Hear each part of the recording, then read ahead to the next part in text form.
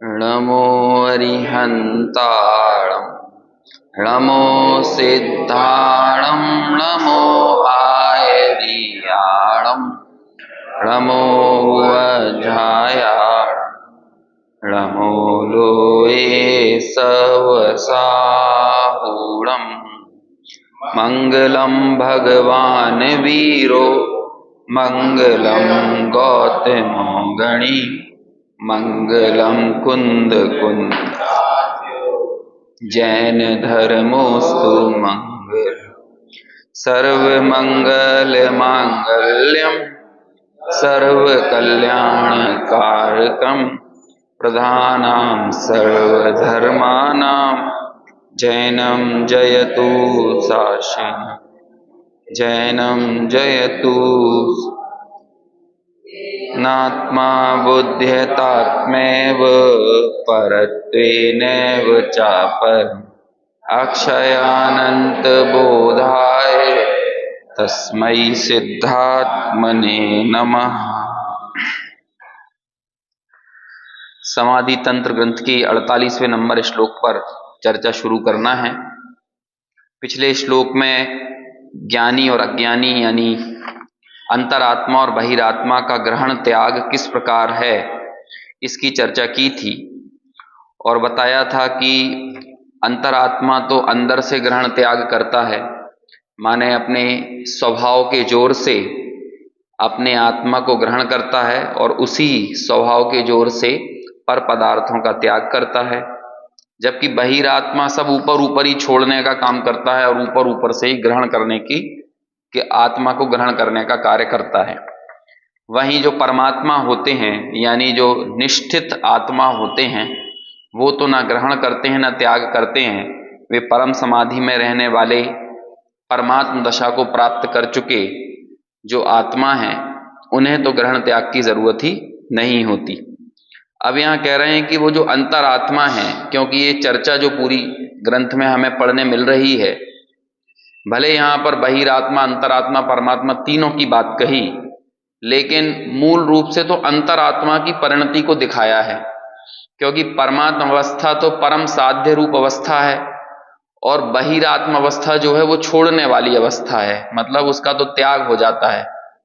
जो साधन है समाधि का तंत्र, तंत्र यानी क्या होता है टेक्निक, तो जो टेक्निक होती है वो साधन के जरिए साधी जाती है। कोई भी टेक्निक हो ना, इसको इस कार्य को करने का क्या साधन है, हिंदी में हम बोलते हैं और अंग्रेजी में बोलते हैं इसकी क्या टेक्निक है, इसकी क्या विधि है, क्या तंत्र है। तो वो टेक्निक को अपनाने वाला जो है वो कौन है, अंतरात्मा है। इसलिए पूरी चर्चा मूल रूप से अंतरात्मा अवस्था की बताई है कि अंतरात्मा कैसे अपने समाधि को बनाए रखे और उस समाधि के माध्यम से परमात्मा अवस्था को प्राप्त कर सके। अब यहां पर 48वें श्लोक में वो अंतरात्मा जो कि भीतर से त्याग और भीतर से ग्रहण करता है, तो वो किस प्रकार से करता है ये यहां पर कह रहे हैं, है ना। देखो संस्कृत में भी इसकी उत्थानिका दी है, अंतस्त्यागोपादाने, है ना, ये सबसे ऊपर 94 पेज पर सबसे ऊपर ही संस्कृत में लिखा है, अंतस्त्यागोपादाने वा कुर्वाणो अंतरात्मा कथम कुर्याद इत्य आह। आह यानी होता है कहना, इत्य यानी इति, ऐसा कहो, कैसा कहो कि अंतहा, अंतहा माने अंदर से, कैसे त्याग होता है और कैसे ग्रहण होता है। अंतः त्याग उपादान, अंदर से उपादान यानी ग्रहण कैसे होता है और अंदर से त्याग कैसे होता है। अंतः त्यागोपादाने वा कुर्वाणो, कैसे अंतरात्मा अंदर से त्याग और ग्रहण करता है ये कहो, है ना। तो उसी बात को यहां पर अब कह रहे हैं इस श्लोक में। पढ़ते हैं श्लोक। युञ्जीत मनसात्मानां वाक्कायाभ्यां वियोजयेत् मनसा व्यवहारं तु त्यजेद वाक्काय योजितम। पद्यानुवाद। जोड़े मन संग आत्मा वचन काय से मोह, वचन काय व्यवहार में जोड़े ना मन हो मुक्त। देखो क्या कहते हैं, युंजीत, युंजीत यानी योजित करना, संयोजित करना, जोड़ना। किसे जोड़ना? युंजीत मन सा आत्मानम, कि मन के साथ आत्मा को जोड़ना। क्योंकि देखो हमारे लिए वर्तमान दशा में हम जो अवस्था है ना हमारी, अभी हमारी जो छद्मस्त अवस्था है, तो यहां पर हमारी प्रवृत्ति कैसे होती है? मन, मति और श्रुत ज्ञान की प्रवृत्ति है। और मति और श्रुत ज्ञान में भी श्रुत ज्ञान तक हम कैसे पहुंचते हैं? कौन सा अवलंबन हमारे लिए बनता है? मन का अवलंबन बनता है। मन हमारे लिए सबसे बड़ा साधन है और सबसे बड़ा बाधक भी है। मन एक ऐसा राक्षस है हमारे लिए, समझ लो कि यदि हमने उसको सही ढंग से सिद्ध कर लिया तो वो हमारे काम आ जाएगा, और नहीं यदि हम उसे सिद्ध कर पाए तो हमें उतना ही ज्यादा वो परेशान करेगा। पहले ऐसे जिन्न की कहानी चलती थी, वो अलादीन की और जिन्न की कहानी आती थी ना, तो वो चिराग तो मिल गया, चिराग घिसा और जिन्न आ गया। अब वो जिन्न तो हर काम जो है ना वो 1 सेकंड में कर देता है, और वो खाली रह नहीं सकता, उसे कुछ ना कुछ करने चाहिए ही है, नहीं तो वो क्या करेगा कि जो उसका मालिक है ना उसको ही खा जाएगा। उसे ऐसा मालिक चाहिए जो उसको निरंतर काम करवाता रहे, निरंतर उसे काम करवाता रहे। यदि उसे फ्री छोड़ दिया तो वो उसे खा जाएगा। ऐसा जिन है ये, मन भी हमारा ऐसा ही जिन है, समझ लो। यदि इसे हम यूज करते रहे अपने लिए तब तो ये हमारे काम आ जाएगा, और हमने इसे खाली छोड़ दिया तो ऐसे दुर्विकल्पों में ये उलझाएगा कि हमको ही खा जाएगा। और अनादिकाल से यही हो रहा है, जब जब हमें संगीपना मिलता है, मन मिलता है, लेकिन हम मन का इतना ज्यादा दुरुपयोग करते हैं कि उस दुरुपयोग के फल में वो दशा हमारी होती है कि हमें फिर मन ही नहीं मिलता। मन तो छोड़ो, पर्याप्तियां ही प्राप्त नहीं होती हैं। पूरा जीवन बिना पर्याप्तियों के ही बहुत बहुत भाव, कई कई भाव जो हैं अपर्याप्त अवस्था में ही खत्म हो जाते हैं, है ना। तो ऐसी दशा ना हो। अभी हमारे पास मन है, लेकिन मन ये हमारे लिए वो वाला राक्षस ना बने कि ये हमें ही खा जाए। तो इसके लिए उपाय बताया है एक आत्मानुशासन ग्रंथ में, बहुत बढ़िया उपाय बताया है। एक आध बार शायद मैंने यहाँ चर्चा भी की थी, यहाँ कहीं लिखा भी है क्या, है ना? नहीं लिखा है ना, आत्मानुशासन की वो वाला नहीं लिखा, नहीं कई जगह लिखा रहता है, बहुत बहुत स्थानों पर, क्योंकि वो स्वाध्याय की प्रेरणा देने वाला है। तो उसमें ऐसा कहा कि एक पूरा प्ररूपक बनाया, बंदर का रूपक तैयार किया उस श्लोक में, कि भाई एक बहुत चंचल बंदर है, जो बंदर बहुत परेशान करता है।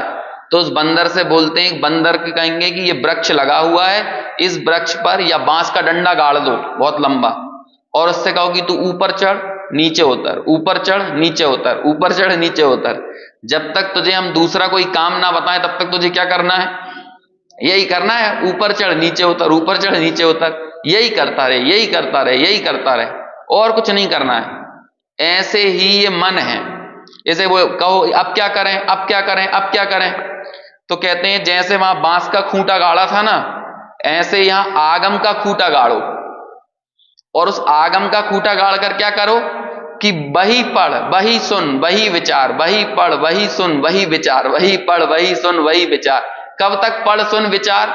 जब तक तुझे वैसा ही भाषित ना होने लगे, तब तक क्या पढ़ना है? यही आत्मा की बात पढ़ो। क्योंकि आप इनसे हटोगे, थोड़ी सी देर के लिए भी हटोगे, तो आपका जो विचार और विकल्प है वो दूसरी जगह जाए बिना रहेंगे नहीं। इसलिए ये मन को जोड़ना है, जो अंतर आत्मा जो है ना, कैसे भीतर से ग्रहण करता है और कैसे भीतर से त्याग करता है, वो विधि बता रहे हैं, है ना। तो उसकी विधि क्या बताई? युंजीत यानी जोड़ता है, संयोजित करता है। किससे? मनसा आत्मा नाम, मन से आत्मा को जोड़ता है। और उस काल में क्या करता है?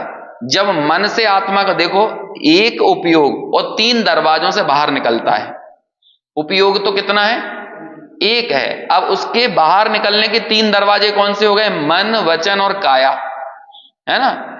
उसमें वचन से भी हमारी वृत्ति जो है बहुत बाहर की तरफ पलायन होती है, उपयोग का परिवर्तन बाहर जाता है। और पंच इंद्रियों से, मतलब एक काया जो हो गई वो क्या हो गया? 5 इंद्रियों से, कि स्पर्शन से, रसना, घ्राण, चक्षु और कर्ण से। तो आपने पंच इंद्रियों से भी हटाया और वचन की क्रिया भी छोड़ दी, और अब आपके पास पूरा का पूरा उपयोग की ताकत कहां पर आ गई है? मन के पास आ गई है। आपने उस मन को ही कहां जोड़ दिया? आत्मा में लगा दिया। मतलब आपने सारी ताकत को संग्रहित करके कहां लगाया है? आत्मा में लगाया है। और किस चीज को छोड़ दिया है? वाक कायाभ्याम वियोजियेत। 2 शब्द आए, युंजीत और वियोजियेत। योजन करना और वियोजन करना। योजन करना मतलब जोड़ना, और वियोजन करना मतलब छोड़ना। ठीक है, योजन करना यानी जोड़ना, और वियोजन करना यानी छोड़ना। तो किसको छोड़ना है? वियोजियेत किसको छोड़ना है? वाक और काया, वचनों को और काय की चेष्टा को छोड़ना है। और जोड़ना कहां पर है? किसको और कहां जोड़ना है? कि मन को आत्मा में जोड़ना है। तो आपने पूरी उपयोग की सामर्थ्य कहां जोड़ दी? आत्मा में। और वही उपयोग जो काया या 5 इंद्रियों के द्वारा बर्बाद हो रहा था, या वही उपयोग जो वचनों के द्वारा बर्बाद हो रहा था, आपने उसको छोड़ दिया। हमें पता नहीं है बातों से कितना समय हमारा बर्बाद होता है ना। इसलिए मौन बहुत जरूरी चीज है। बल्कि ये जो हम जो चर्चा करते हैं ना, ये भी मौन में ले जाने के लिए है। समाधि का एक प्रकरण यहां दिया, परम समाधि अधिकार में, नियम सार में 123 नंबर का की गाथा है। वहां पर भी सबसे पहले आचार्य कुंद ने लिखा कि क्या छोड़ो? वचन रयणम, वचनों की रचना को छोड़ना है। सबसे पहले किसे छोड़ना है? समाधि में जाने के लिए। लेकिन हम तो, मौन तो हमसे रहा ही नहीं जा सकता। जब तक 2-4 लोग ना हो तो कैसे काम चले। और लोगों को इतनी बोलने की आदत रहती है कि अकेले ही बड़बड़ाने लगते हैं। ऐसा जीवन में स्थिति बन जाती। कई लोगों को देखना आप, अकेले दुकान पर बैठे हैं, अकेले बड़बड़ा रहे हैं, अकेले घूमने निकले हैं, वॉक कर रहे हैं पार्कों में, अकेले ही बड़बड़ा रहे हैं, है ना। ये एक वो हो जाता है, बीमारी हो जाती है किस तरह की। क्योंकि वो जीवन भर बोलने बोलने बोलने की आदत हो। हमेशा आपको सुनने वाले लोग कहां मिलेंगे? हमेशा आपके साथ महफिल हो, लोग हों, दोस्त यार हों, ऐसा संभव थोड़ी है। देखो, आप यदि वचनों के संबंध में जो 10 प्रकार के 10 प्रकार के सत्य और 4 प्रकार के असत्य, इसकी चर्चा आई है अपने यहां पे, क्या कहते हैं, शास्त्रों में। तो 10 प्रकार के सत्य भी कहे हैं और 4 प्रकार के असत्य कहे हैं। उन 4 प्रकार के असत्यों में एक होता है गर्हित वचन। कौन से वचन होते हैं? गर्हित वचन। उस गर्हित वचन में, गर्हित वचन के भी 10 भेद हैं, 8-10 भेद हैं।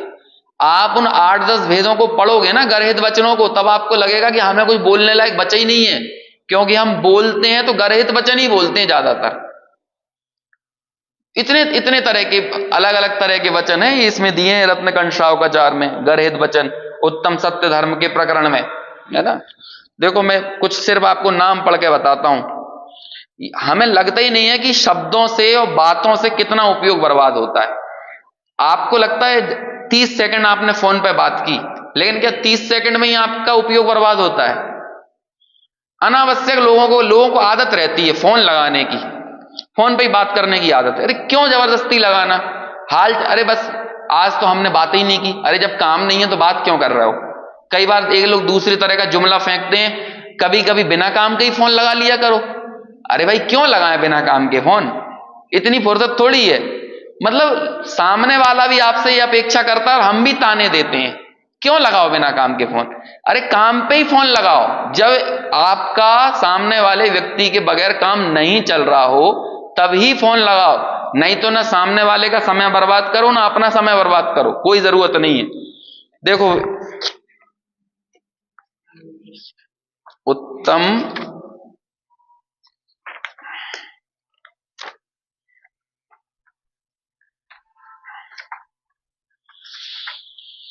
ये देखिए उत्तम सत्य धर्म, इसमें ये कितने प्रकार के यहां पर बताए हैं गर्हित वचन।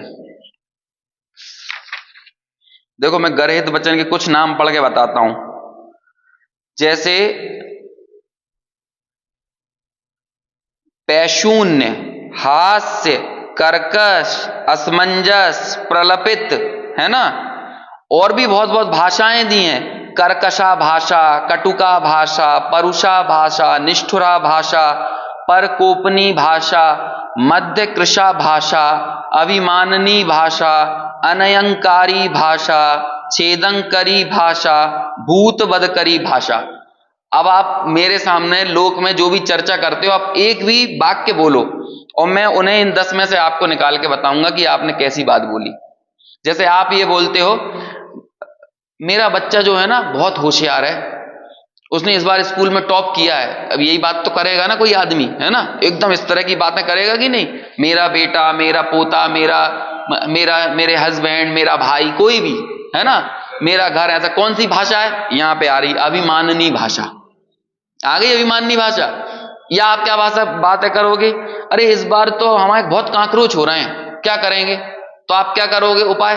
अरे वो काकरोच की वो क्रीम आती है ना, वो क्या कहते हैं, वो लाइन खींचने वाली, या फलाना हिट आता है, या ये आता है, वो लगा लो, या एसिड का पोंछा लगा लो। बोलो कौन सी भाषा हो गई? यहां पे आ रही है ये कौन सी, ये छेदन करी भाषा, है ना, छेदन भेदन करने वाली भाषा है ये, है ना। या फिर कह दे तो अजीब मूर्खो, कौन सी भाषा है ये? कर्कशा भाषा। इसी तरह से बात करेंगे कि नहीं अपन, है ना। या फिर बोलेंगे कि तुम्हारी शक्ल कैसी हो रही है, तुमने आज नहाया धोया नहीं है क्या? ऐसी बात करोगे कि नहीं? कटुका भाषा। अब बोलो यहां पे कौन कौन सी आप बोलते जाओ, जो जो भी है ना। या फिर बहुत भ्रष्टाचारी हो, आजकल देखो सब कितना भ्रष्टाचार मचा हुआ है, ऐसी बात करोगे कि नहीं? यही बात होगी सामान्य रूप से बात करोगे। परुषा भाषा, कौन सी भाषा है ये? परुषा भाषा, है ना। या फिर एक चांटा पड़ेगा तुम में, हमें तुम जानते नहीं हो, ये कौन सी भाषा है? मारने पीटने की किसी की, निष्ठुरा भाषा। सारी भाषाओं के दिए हैं यहां पे, है ना। अरे बड़ा महानिंद है, वो तो बात करने लायक नहीं है, इस तरह की बात करोगे कि नहीं? दो लोग आपस में बात कर रहे हैं, तीसरे की बुराई ऐसी करते हैं कि नहीं? अरे उसकी तो शकल देखने लायक भी नहीं है, कौन सी भाषा है? परकोपनी भाषा। आप शब्द बोलो यहां पे, आप कोई भी वाक्य बोल के बताओ जो अपनी घर गृहस्थी में जो भाषा चलती है वो हमें चंचल बनाती है। वो भाषा, वो शब्द हमने बोले, दिक्कत उसमें नहीं है, लेकिन आप जो शब्द बोलते हो ना, आप अंदर अपने भीतर को चखना, अपने परिणामों को चखो थोड़ा सा, कि जब हमने उन शब्दों का प्रयोग किया तो मेरे परिणाम कैसे हुए। जब मैं किसी की निंदा करता हूं तब हम अपने परिणामों को चखो, हम किसका मजा ले रहे हैं, टेस्ट किसका ले रहे हैं। और उसके बाद जो हमारा निरंतर जो उपयोग चंचल रहता है, आपको क्या लगता है इतने चंचल उपयोग में आपको आत्मा दिखेगा? आप आत्मा को साध पाओगे? आत्मा से मन जुड़ पाएगा? कभी नहीं जुड़ पाएगा। इसलिए यहां पर बोल रहे हैं कि भैया वो जो अंतरात्मा है ना, वाक कायाभ्याम वियोजिए, और ऐसी सब दी है। हास्य वचन, हंसी मजाक करना तो हमें बुरे ही लगते, चुटकुले सुना दिए। अब ये भाषा है कि नहीं? यहां देखो हास्य नाम का गर्हित वचन है। कौन सा हास्य वचन है? हास्य, लीला, भंड वचन, सुनने वालों को अशुभ राग उत्पन्न करने वाला वचन कहना। ये कपिल अपिल शर्मा के शो आते हैं, उसमें कैसी बातें होती हैं? अशुभ राग उत्पन्न होता है कि नहीं? भंड वचन होते हैं कि नहीं? इधर उधर की बातें होती कि नहीं? तो मजे ले रहे हैं। भाषा बोलो या भाषा में मजे लो, दोनों ही वचन का मिथ्या आनंद है, वचनों का ही तो गलत आनंद हम ले रहे हैं। तो वो कौन सा? हास्य नाम का गर्हित वचन है। देखो किसी को ढांडा, गधा है, मूर्ख है, अज्ञानी है, मूढ़ है इत्यादि कहना, ये कर्कश वचन है। देश काल के अयोग्य वचन कह देना जिससे स्वयं को और दूसरे को महासंताप उत्पन्न हो जाए, ये असमंजस नाम का गर्हित वचन है। देश काल के अयोग्य वचन, समझ रहे हो ये क्या हुआ? कि किसी का विवाह का समय चल रहा है, शादी स्टेज पे आप बैठे हुए हो, है ना, और वहां जाकर आपसे कहा कि भैया 2 आशीर्वचन दे दो, पंडित जी को बुलाया है और लड़का लड़की की शादी हो रही है, अब इन्हें आशीर्वचन बोलो। अब पंडित जी आशीर्वचन देने आए वहां पे और बोलते हैं देखो भाई, अनादिकाल से शादी कर करके तुम लोग जो है दुखी होते चले आ रहे हो और तुमने फिर विवाह के चक्कर में फंस गए हो, अब तुम फिर दुखी होने वाले हो। ये देश के अयोग्य वचन है। उस विवाह के मंडप में ये धर्म की ये बातें वहां पे बोलोगे ना, ये कौन सा वचन है? असमंजस। और उसको अंदर से पीड़ा होगी, अंदर से लगेगा ये उतर जाए आदमी, यहां से चला जाए यहां से। कई बार लोग हमसे बोलते हैं, अलग सा माहौल रहता है घर में, और थोड़ी दो धर्म की बातें हमें भी सुना दो। भैया धर्म की बात सुनने की जगह अलग होती है, हर कहीं नहीं सुनाए जाते धर्म की बातें, है ना। आपके दुकान का उद्घाटन हो रहा है, आपने हमको व्यवहार में बुलाया, अब आप हमसे वहां कहो, देखो भैया ये राग का व्यापार तो तुम अनादिकाल से करते चले आ रहे हो, तुमने एक और खोल ली है, अब एक और खोल ली तो अब तुम सोच लो अब कौन सी गति में जाओगे। ये असमंजस वाला वचन है, असत्य वचन है ये। या तो जाओ मत, तुम्हें ऐसी बातें वहां पे करना है तो वहां जाने की कोई जरूरत नहीं है। और यदि वहां जाके ऐसी बातें कर रहे हो तो सामने वाले का दिल छेद रहा है इससे, इन शब्दों को सुन के। उसे बोलना है, उसकी दुकान का उद्घाटन हो जाने दो, अगले दिन कभी मंदिर में स्वाध्याय में मिले तब आराम से बोल देना। तब बोलना, भैया देखो ठीक है, अब तुम्हें राग आया, तुमने व्यवसाय कर लिया, दुकान चल रही है, ठीक है, लेकिन थोड़ा से अपनी आसक्ति घटाओ वहां से, है ना, और थोड़ी अपना जो है अपना उपयोग स्वाध्याय में जोड़ो। अभी यहां जोड़ो तो उसे उतना बुरा नहीं लगेगा।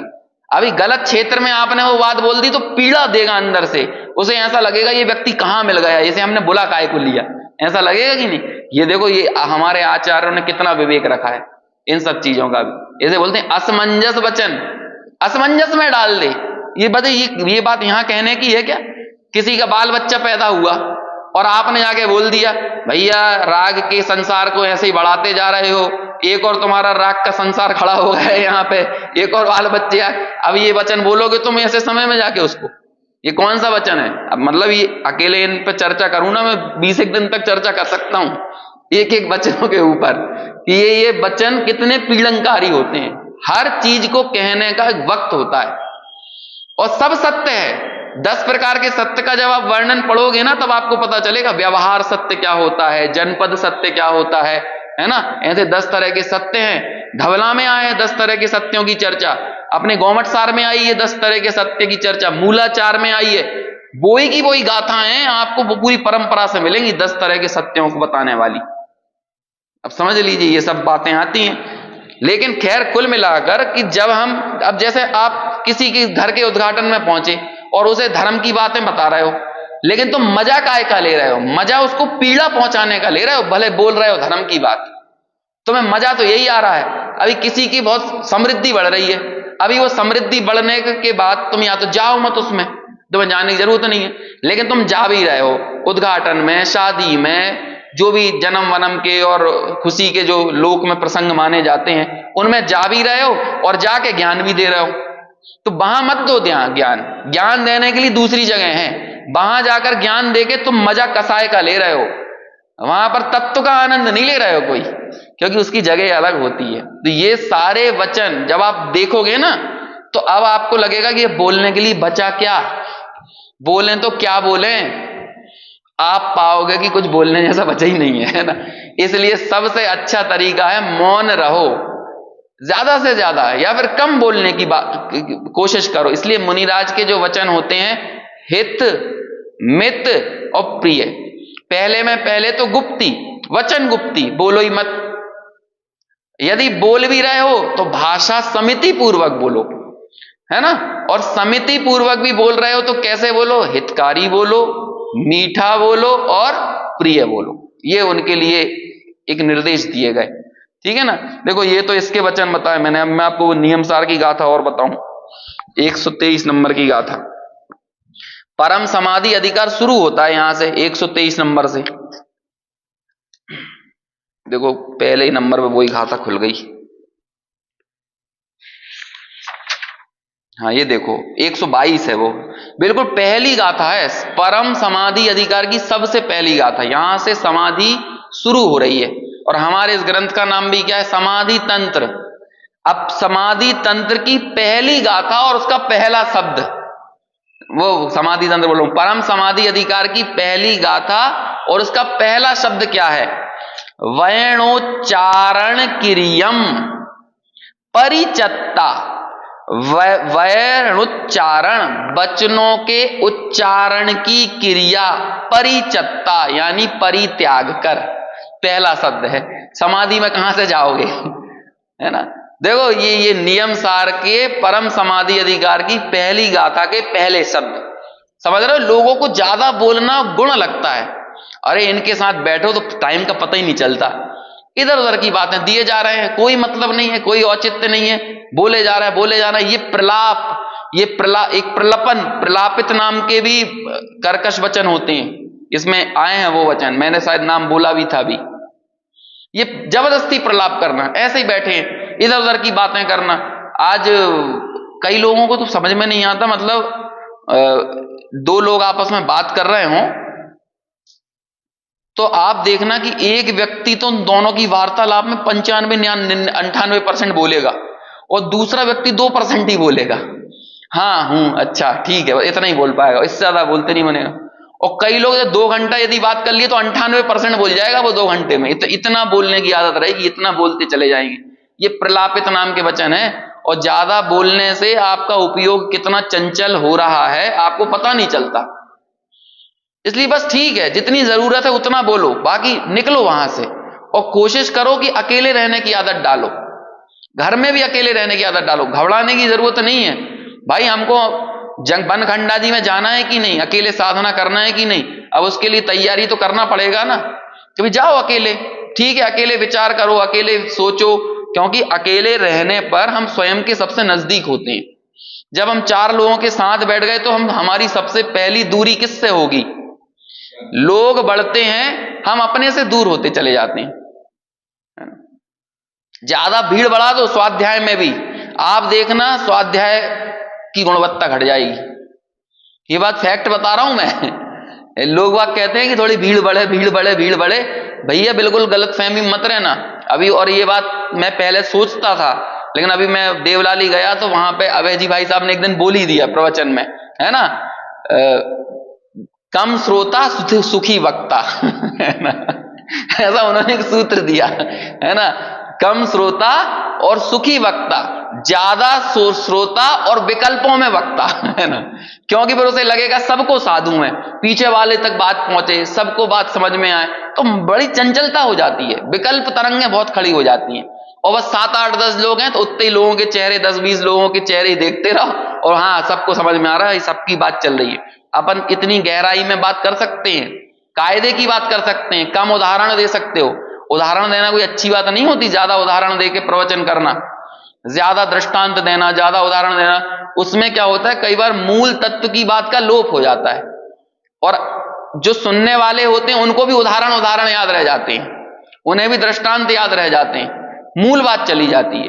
तो देखो आप ये सोचो कितनी जरूरी बात है कि समाधि में जाने से पहले आपके लिए जरूरी है ये कि वैणोच्चारण क्रियम परिचत्ता, कि वचनों के उच्चारण की क्रिया का परित्याग करके वीयराय भावेण, वीतराग भाव से क्या करता है, जो झायदि अपाणम, जो आत्मा को ध्याता है, परम समाहि हवे तस्।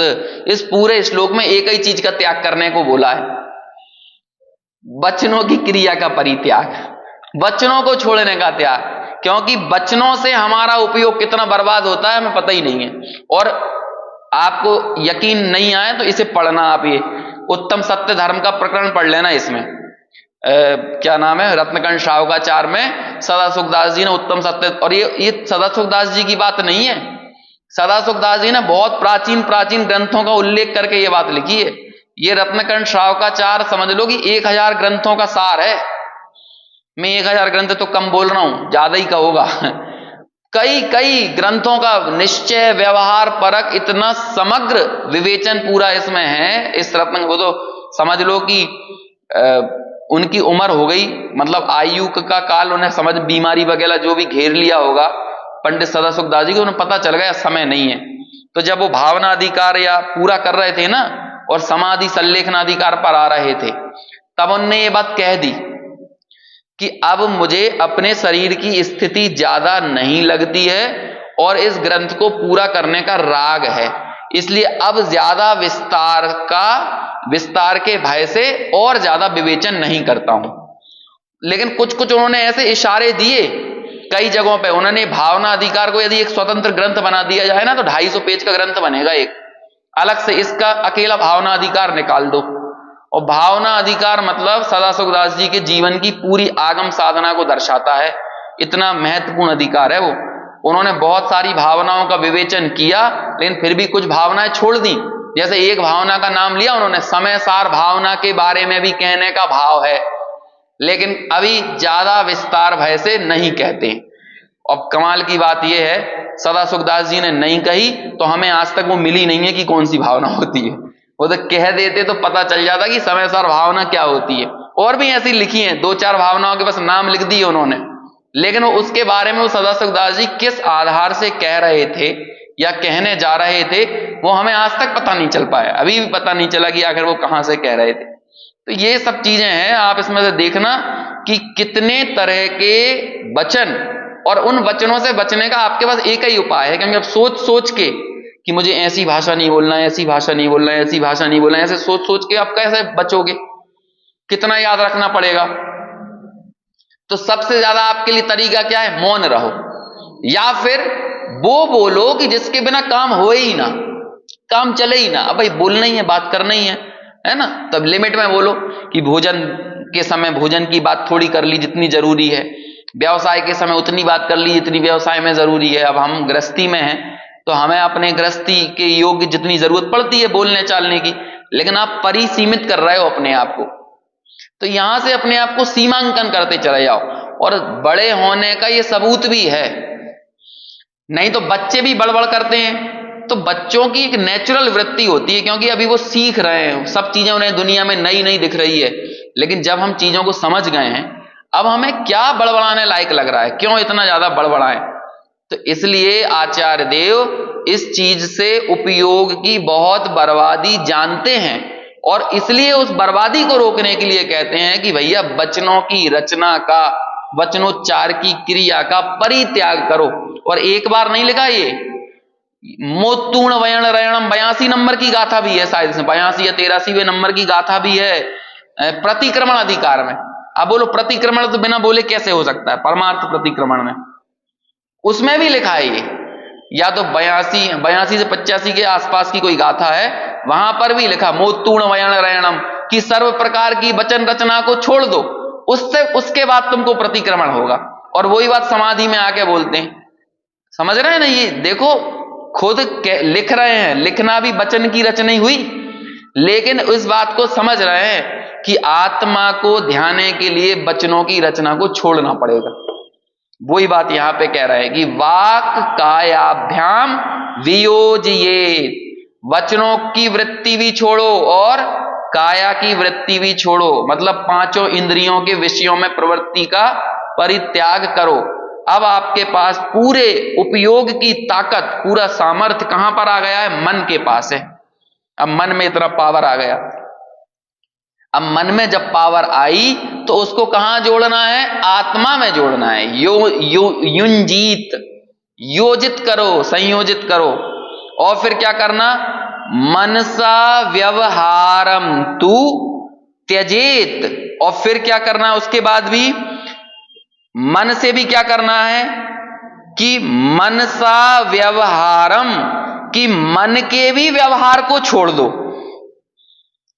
पहले मन से आत्मा में जुड़ना है, और फिर मन से जब आत्मा में जुड़ जाए, जब जुड़ी गए ना, तो फिर मन के विकल्पों को भी छोड़ दो। पहले तो मन के विकल्पों को आत्मा में जोड़ा, और बाद में जब जुड़ गया, उपयोग जुड़ गया, तब क्या करना है, तब वो भी छोड़ देना है। समझ में आई? वो मुझे बार बार एक पैराग्राफ याद आता है जो मैं आपको बार बार बोलता चला आ रहा हूं। कौन सा वाला, रहस्यपूर्ण चिट्ठी का दूसरे पेज का जो पैराग्राफ है ना, वो वाला मैं फिर से पढ़ के बताता हूं। अपन ने सबसे पहले पढ़ा था, और वो फिर से पूरा का पूरा पैराग्राफ पढ़ता हूं। उसमें यही बात है, पहले वचनों से जुड़े, फिर विकल्पों से, विचार से जुड़े, और बाद में वो विचारों को भी छोड़ दिया। देखो अभी यहां पे मैं पढ़ता हूं इसे, सम्यक्त्वी, सम्यक्त्वी यानी अंतरात्मा। देखो कैसे वो सविकल्प से निर्विकल्प में जाता है। ये एक पैराग्राफ में पूरी बात स्पष्ट की है। सम्यक्त्वी कदाचित स्वरूप ध्यान करने का उद्यमी होता है।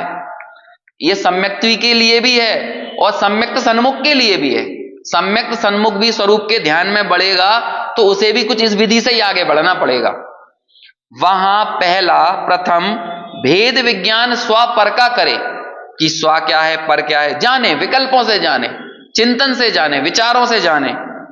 नौ कर्म, द्रव्य कर्म, भाव कर्म रहित केवल चैतन्य चमत्कार मात्र अपना स्वरूप जाने। ये भी कहां जाने? सविकल्प, विकल्पों में जाने। फिर पश्चात पर का विचार छूट जाए। पहले तो भेद कर रहा था दो चीजों का, फिर जिससे भेद कर रहा था उस दूसरे का विकल्प छोड़ दे और अब एक विकल्प रह गया है। काय का विकल्प रह गया? पर का विचार छूट जाए, केवल स्वात्म विचार ही रहता है। क्या रहता है? स्वात्म विचार। स्वात्म, मैं आत्मा हूं, ये विचार रहता है। विचार, विचार रहता है मतलब मन रहता है। अभी कौन है अस्तित्व में? कौन है यहां तक? मन है। वहां अनेक प्रकार से निज स्वरूप में अहम बुद्धि करे, विचारों में ही, कि मैं आत्मा हूं, है ना, मैं ज्ञायक हूं। वो कैसा हूं? चिदानंद स्वरूप हूं, शुद्ध हूं, सिद्ध हूं इत्यादि विचार होने पर, अभी विचार ही कर रहा है। मैं तो सिद्ध हूं, मैं शुद्ध हूं, मैं तो टंकोत्कीर्ण एक ज्ञायक स्वभाव हूं, विचारों में। मतलब ऐसा आनंद तरंग, देखो अनादि अनंत स्वभाव है मेरा। अहम अयम आत्मा चिन्ह मात्रम प्रत्यक्षम अक्षुण्णम अनाद्य अनंत। ये 73वीं गाथा की टीका में सबसे पहली लाइन है, अमृत चंद्राचार्य ने लिखी है। अहम मतलब क्या होता है, इतना बताने के लिए। अहम, अहम, अहम यानी क्या होता है?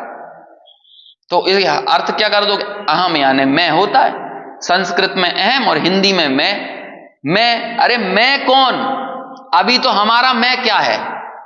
अभी हमारा मैं क्या है? अभी तो हमारा मैं ये है कि मैं स्त्री हूं, मैं पुरुष हूं, मैं पिता हूं, मैं पुत्र हूं, मैं पत्नी हूं, मैं पति हूं। ये है मेरा मैं दुकानदार, मैं मकान वाला, मैं घर वाला, मैं पैसे वाला, मैं धंधे वाला। ये है मैं, ये मैं नहीं है। गुरुदेव बोलते थे ऐसा मैं करेगा तो बकरी के पेट में चला जाएगा मतलब त्रियंच गति में चला जाएगा। ये मैं करता रहेगा तो ये मैं नहीं है। वहां बोलते हैं अहम यानी क्या। अब मैं वो समय सार को भी निकालूंगा तो फिर मतलब क्या हुआ आप बस समझ लो, ऐसा है ना। अहम अयम आत्मा, मैं यह आत्मा, प्रत्यक्षम अक्षुण्णम अनंतम चिन्मात्र ज्योति।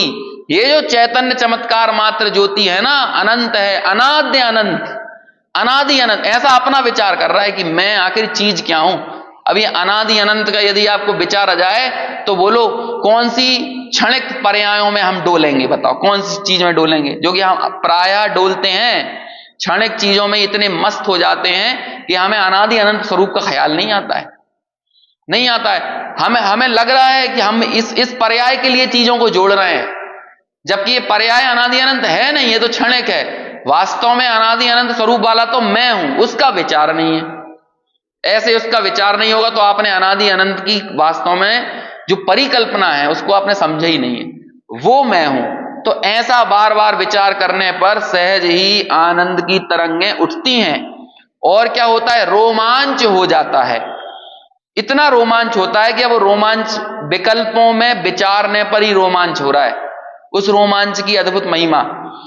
और बाद में क्या हुआ? तत्पश्चात ऐसा विचार तो छूट जाए। अब वो विचार छूट गया जो यहां पर लिख रहे हैं, मनसा व्यवहारम तू त्यजेत।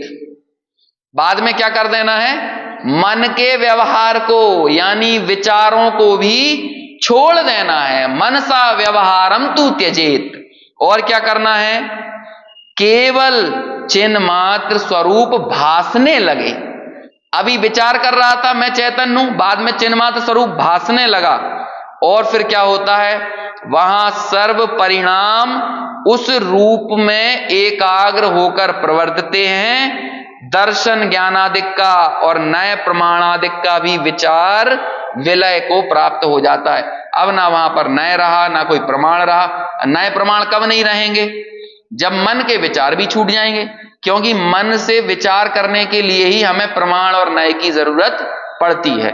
इसलिए मनसा व्यवहारम तू त्यजेत, और फिर क्या करना है, वाक काय योजितम, और इस तरह से मन के, वचन के, काय के, सबके व्यवहार को छोड़ दे, और फिर किसमें, चिद घन रूप भासित होने लगे, मतलब उपयोग ही उपयोग में मिल जाए। विकल्प चले गए और क्या रह गया, ज्ञान मात्र रह गया, ज्ञान की एक पर्याय रह गई। और वो ज्ञान की जो पर्याय थी, जो पहले विकल्पात्मक थी, बाद में वही ज्ञान का परिवर्तन निर्विकल्प होकर, है ना, हालांकि ज्ञान का स्वरूप साकार होता है, लेकिन साकार कहने के पीछे और वो विकल्पात्मक साकार वाली बात अलग हो गई। वो विकल्प तो अध्यवसान है, जो भेद डाल रहे हैं ना, आत्मा अलग और मैं अलग, ऐसा जो भेद डालना है, ये जो विकल्प है ये तो क्या है, अध्यवसान है। बाद में वो ज्ञान की पर्याय अपने चप्पे चप्पे में, ज्ञान की कहो, श्रद्धा की कहो, जो निर्णय हुआ, उसने उसको उस रूप ही कि अब उस ज्ञान से पूछो तुम कौन, तो वो क्या कहेगी, मैं तो ज्ञायक। तुम कौन, मैं तो आत्मा। मैं कौन, आप पूछो, वो अपना परिचय भूल गई है, अब उसे नहीं मालूम है। पहले एक स्त्री गरीब घर में थी, तब उसे अपने घर की समस्याएं आती रहती थी कि अब पानी गिरने वाला है तो घर में सीढ़न आ जाएगी, अब पानी गिरने वाला है तो यहां से चुचाएगा, वहां से चुचाने लगेगा पानी, ये तनाव है बहुत। अभी विवाह होके जब किसी अच्छे संपन्न घर में गई, अब उसे बोलो बारिश गिरने पर कितनी तकलीफ होगी, कितनी चिंता होगी। अब क्या विकल्प होंगे, यदि होंगे भी तो उन विकल्पों से तटस्थ रहेगी। अब ठीक है, पिताजी के घर में होता होगा तो होगा, है ना, लेकिन अब हमारा घर कौन सा हो गया है, मेरा घर कौन सा हो गया है, मेरा तो ये घर है। ऐसे ही वो पर्याय ने जब त्रिकाली ध्रुव का अवलंबन ले लिया, तो अब उसका घर कौन सा हुआ, मेरा घर, मेरा घर, मेरा। अब वो ये नहीं बोलेगी मेरे पति का घर, मेरे पति का घर नहीं, मेरा घर। ऐसे ही ज्ञान के लिए वो त्रिकाली ध्रुव ही कौन हो गया, वो ही मेरा, वो ही मैं, वो मुझसे अलग और कुछ नहीं है। इसे बोलते हैं चिद घन रूप भासित होने लगना। और जब वो चित्त, वो उपयोग पूर्ण रूपेण उस आत्मा में जुड़ जाता है, तो मन का व्यवहार, वचन का व्यवहार, काया का व्यवहार, सब कुछ छोड़ देता है, और सब कुछ छोड़कर मात्र वो चिदघन रूप भासित करने लगता है। इस तरह अंतरात्मा कैसे अपने स्वरूप से जुड़ता है, इसे बोलते हैं अंदर से आत्मा को ग्रहण करना। और जब आप अंदर से आत्मा को ग्रहण कर लेते हो, तो स्वयं अपने आप ही अन्य पर पदार्थ को छोड़ा वो कहने में आने लगता है। देखो, अब मैं एक बात और आखिर में कहता हूं, दुनिया में अंधेरा दूर नहीं किया जाता है। क्या किया जाता है, अंधेरा दूर करने के लिए क्या किया जाता है, आज तक किसी ने अंधेरा दूर नहीं किया।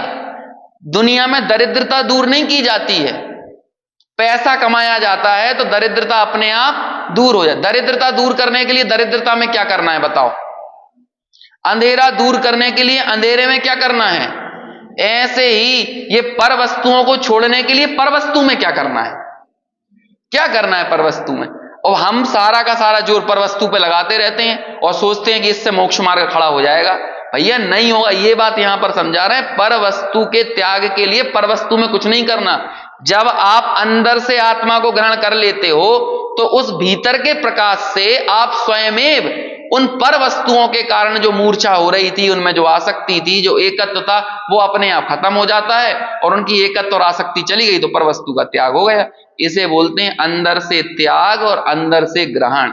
ये यहां पर बता रहे हैं अंतरात्मा के ग्रहण और त्याग की चर्चा की। और विशेष चर्चा आगे अपन यथा समय करेंगे। अगले 2 दिन तो नहीं होगा स्वाध्याय, है ना, 2 दिन के लिए विदिशा जाना है मुझे, मतलब विदिशा अप डाउन करूंगा मैं, है ना, तो सुबह वहां प्रवचन करके वापस ऑफिस आ जाऊंगा, लेकिन इस समय पे नहीं रह पाऊंगा। एक्चुअली मैं देवेन जी बिजोलिया आने वाले थे, लेकिन वो नहीं आ पा रहे हैं, तो उनका कार्यक्रम बना हुआ था, सब कुछ है, सेट है, तो उलझन में थे, तो इसलिए अभी 2 दिन वहां जाना पड़ेगा।